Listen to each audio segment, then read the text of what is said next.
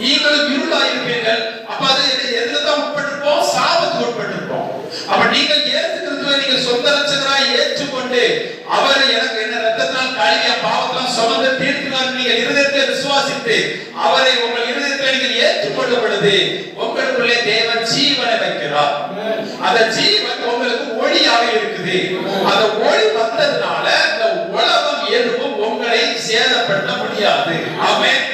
அந்த உலகத்துல இருக்க எதுவுமே உங்களை சேதப்படுத்த முடியாதுன்னு வசனம் எழுதப்பட்டிருக்கிறது. அல்லேலூயா. அப்போ நீங்க தினமும் நீங்க இதை சொல்லணும்.